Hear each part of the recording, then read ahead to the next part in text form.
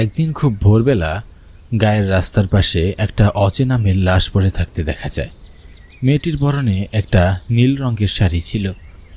গায়ের রং কিছুটা চাপা, বয়স খুব একটা বেশি বলে মনে হচ্ছে না। ধীরে ধীরে মেয়েটির লাশের আশেপাশে কিছু মানুষ জড়ো হয়। শ্যামল কাকা, মেয়েটি কে বলো তো? একে তো এর আগে কখনো আমাদের গ্রামে দেখেছি বলে মনে হচ্ছে না। না না, এ আমাদের কদমতলী গ্রামের লাশ নয়। কিন্তু কোন পাড়া গায়ের লাশ? আর এখানেই বা এভাবে কে ফেলে রেখেছে? সে যে বারাগাই হোক আর যে কারণেই ফেলে রেখে যাক, কিন্তু আমার তো আর এভাবে বেশিক্ষণ লাশটাকে ফেলে রাখতে পারি না। আমাদের উচিত লাশটার শেষ কার্য করে ফেলা। হ্যাঁ কাকা, একদম ঠিকই বলেছ। এই সবাই তাড়াতাড়ি চলো, শেষ কাজের ব্যবস্থা করতে হবে। শ্যামল কাকার কথা মতো সকলে মিলে লাশটির শেষ কাজের ব্যবস্থা করতে লাগলেন। সমস্ত কাজ শেষ করতে করতে প্রায় সন্ধ্যা হয়ে যায়।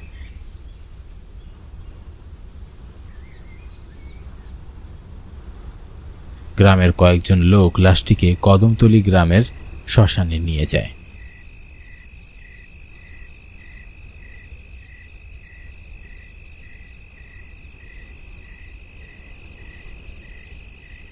বেশ পরিপাটি করে লাশটিকে চিতায় রাখা হয়। আর ঠিক যখনই লাশটিকে পোড়াতে যাবে, তখন খুব ভয়ঙ্করভাবে লাশটা উঠে বসে এবং কর্কশভাবে হাসতে থাকে।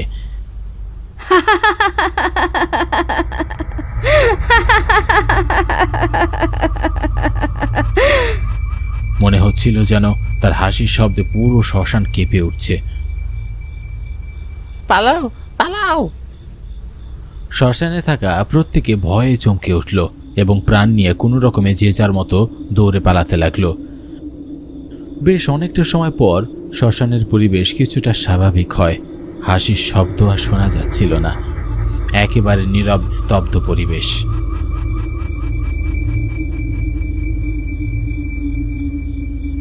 গ্রামের লোকজন এবার তাদের সাথে শ্যামল কাকাকে নিয়ে শ্মশানে যায়। কিন্তু এবার তারা পূর্বের চেয়ে আরো বেশি অবাক হয়। শ্মশানে এসে তারা যা দেখলো তা দেখার জন্য মোটেও কেউ প্রস্তুত ছিল না। তারা দেখল মেয়েটির লাশ শ্মশানে নেই, পুরো শ্মশান একেবারে ফাঁকা।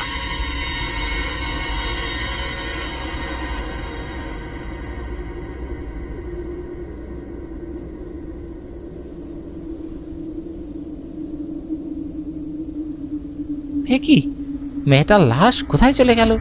এখানেই তো ছিল। এইসব কি হচ্ছে? আমি তো কিছুই বুঝতে পারছি না। আর বুঝে কাজ নেই, লাশটা যখন এখানে নেই তো যে যার বাড়িতেই চলে যাও। শ্যামল কাকা এই কদমতলী গ্রামের একজন গণ্যমান্য ব্যক্তি, তাই ওনার কথা মতো সকলে নিজ নিজ বাড়ির উদ্দেশ্যে রওনা দিল।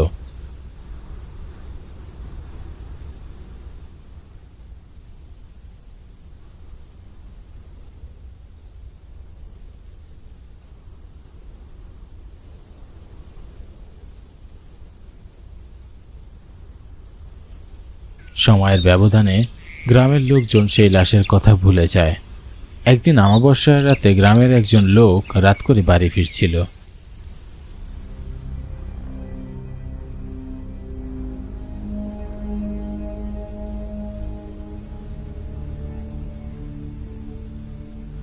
হঠাৎ সে দেখল কয়েকজন লোক একটা লাশ নিয়ে কদমতলী শ্মশানের দিকে যাচ্ছে, কিন্তু তাদের এই গ্রামের বলে মনে হচ্ছে না, এমনকি আগে কখনো দেখেছে বলেও মনে হচ্ছে না। লোকটা বেশ অবাক হয়ে তাকিয়েছিল। হঠাৎ লাশটা বলে উঠল,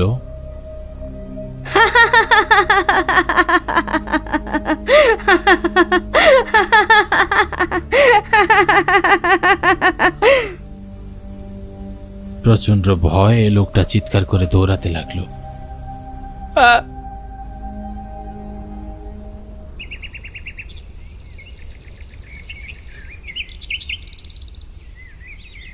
পরের দিন এই ঘটনা পুরো গ্রামে ছড়িয়ে পড়ল।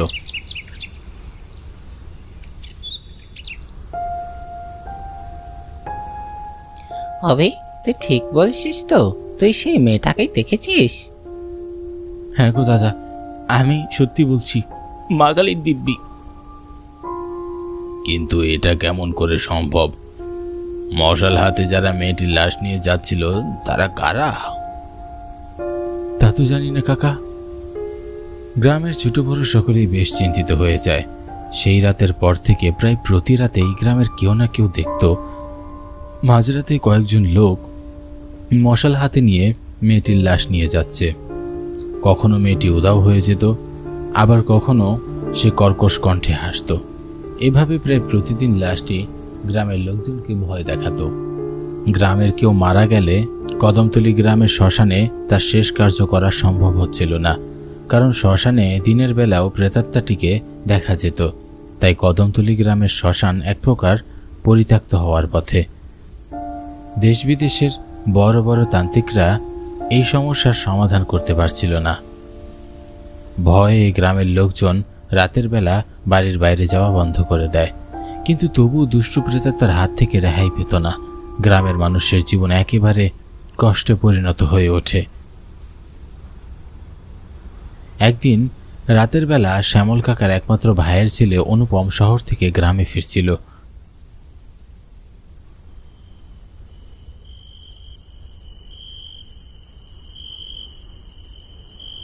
পথঘাট এতই ফাঁকা আর নির্জন দেখে অনুপম বেশ অবাক হলো। হঠাৎ সে দেখল মশাল হাতে কয়েকজন লোক একটা লাশ নিয়ে কদমতলির দিকে যাচ্ছে। কি ব্যাপার? এই মাঝরাতে কার লাশ নিয়ে যাওয়া হচ্ছে? তাছাড়া ওনাদের কাউকেই তো এর আগে কখনো এই গ্রামে দেখেছি বলে মনে হচ্ছে না। এই যে শুনুন, কারা আপনারা? আপনাদের আগে তো এই গ্রামে কখনো দেখেছি বলে মনে হচ্ছে না। কোন পাড়াগাঁয়ের লাশ এটা?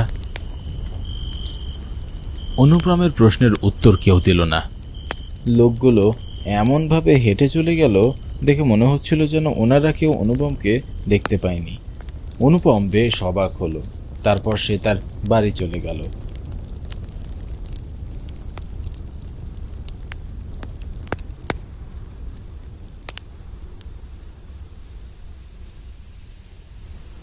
অনেকদিন পর একমাত্র ভাইয়ের ছেলেকে কাছে পেয়ে শ্যামল কাকা অনেক খুশি হলেন। কেমন আছো কাকা?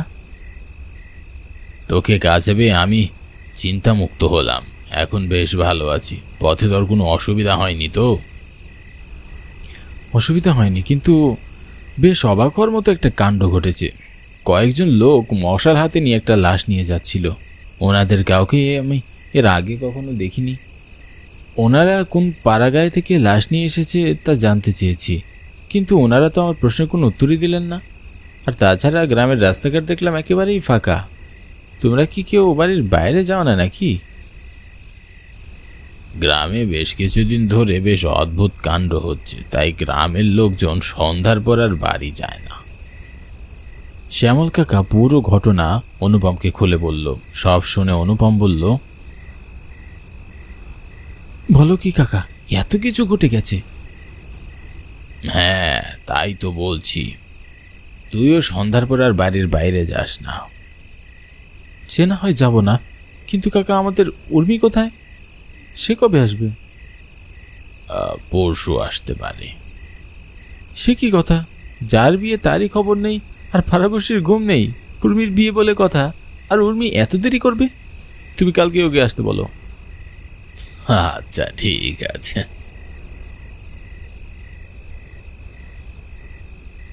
ছোটবেলায় একটা অ্যাক্সিডেন্টে অনুপমের বাবা মা দুইজনেই মারা যায়। এরপর থেকে শ্যামল কাকার কাছেই সে মানুষ হয়েছে। পড়াশোনা শেষ করে এখন সে শহরে মস্ত বড় চাকরি করে।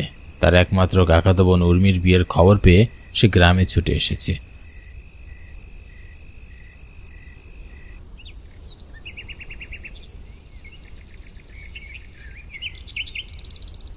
পরের দিন সকালবেলা উর্মি শহর থেকে বাড়ি ফিরে আসলো। উর্মি কলকাতায় থাকে। ছোটবেলা থেকেই হোস্টেল থেকে সে পড়াশোনা করছে। অনেক আগে থেকেই উর্মির একটা ছেলের সাথে সম্পর্ক ছিল। সেই ছেলের সাথেই উর্মির এখন বিয়ে হতে যাচ্ছে। উর্মি এতে খুব খুশি ছিল।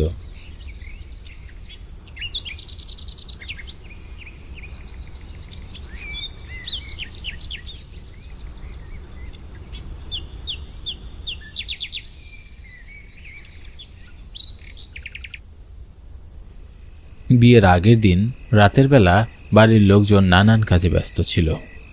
উর্মি খবরের কাগজ পড়ছিল। হঠাৎ শুনতে পেল বাড়ির বাইরে থেকে কেউ তার নাম ধরে ডাকছে। উর্মি, উর্মি, একটু একটু বাইরে আসো, বাইরে আসো। কে ডাকছে আমাকে এমন করে? যাই তো একটু বাইরে গিয়ে দেখি।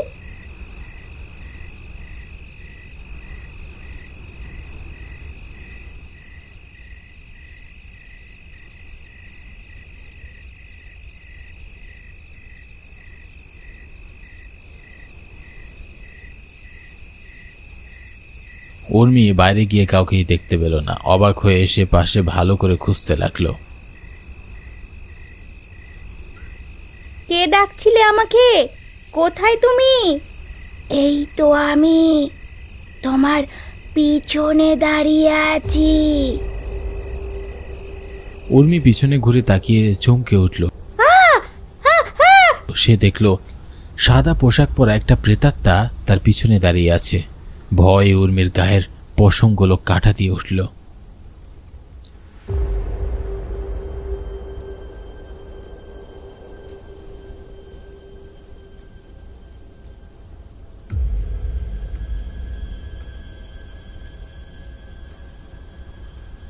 সে চিৎকার করে দৌড়াতে লাগলো। প্রেতাত্মাটাও ভয়ঙ্কর শব্দ করে উর্মির পিছনে পিছনে দৌড়াতে লাগলো। উর্মি তার সমস্ত শক্তি দিয়ে দৌড়ে পালানোর চেষ্টা করছিল, কিন্তু কিছুতেই যেন পেরে উঠছিল না। দৌড়াতে দৌড়াতে একটা সময় উর্মি শ্মশানে পৌঁছে যায়। উর্মির পিছন পিছন প্রেতাত্মাটাও শ্মশানে চলে যায়। শ্মশানে আগে থেকেই একটা চিতা সাজানো ছিল। দাও দাও করে সেই চিতায় আগুন জ্বলছিল। উর্মি ভয়ে থরথর করে কাঁপতে লাগলো আর বলল, না না না, আমাকে মেরো না, আমাকে মেরো না, আমাকে মাফ করে দাও, ছেড়ে দাও, ছেড়ে দাও আমাকে।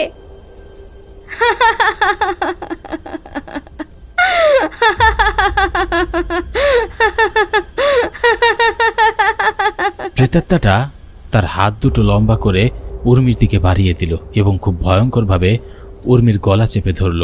উর্মি বাঁচার জন্য আকুতি মিনতি করছিল এবং অনেক চেষ্টা করছিল, কিন্তু প্রেতাত্মাটির সাথে এসে পেরে উঠছিল না। প্রেতাত্মাটি নির্মমভাবে উর্মির গলা চেপে তাকে হত্যা করল। আর তখনই সেখানে অনুপম চলে আসলো।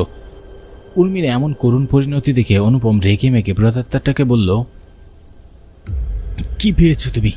এতদিন তো শুধু গ্রামের সহজ সরল মানুষদের ভয় দেখাতে, আর আজ কতটা নিষ্ঠুরভাবে আমার বোনের গলা চেপে ধরলে তুমি, ওকে মেরে ফেললে। তোমার এই বোনের জন্যই আমাকে মরতে হয়েছিল।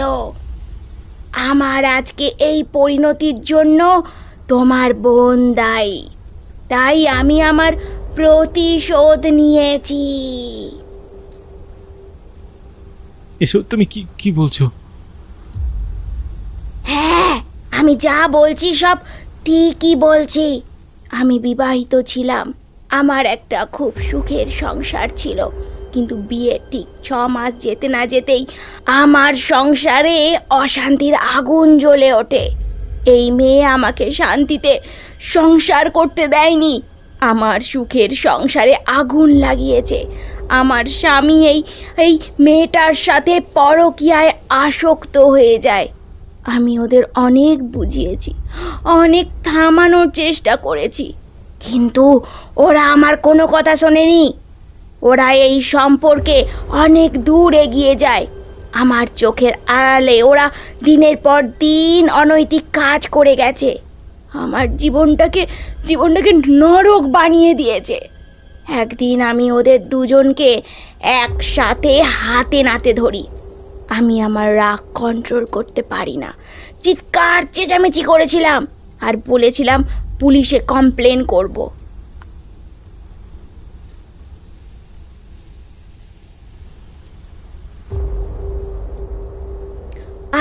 আর তখন এই মেয়ে আর আমার স্বামী নির্মমভাবে আমার গলা চেপে ধরে এবং নিষ্ঠুরভাবে আমাকে হত্যা করে।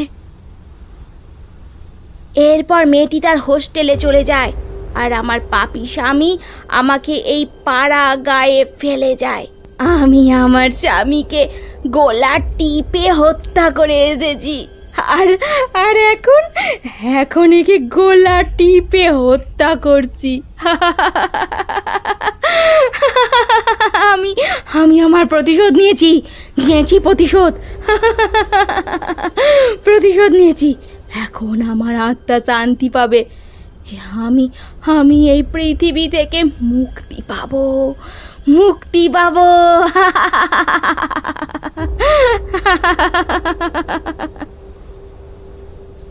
প্রেতাত্মাটি এ কথা বলতে বলতে হাওয়ায় মিলিয়ে যায়।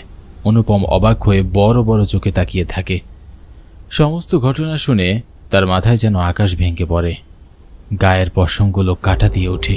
সে বুঝতে পারছিল না বাড়িতে গিয়ে সে তার কাকাকে কেমন করে সামলাবে।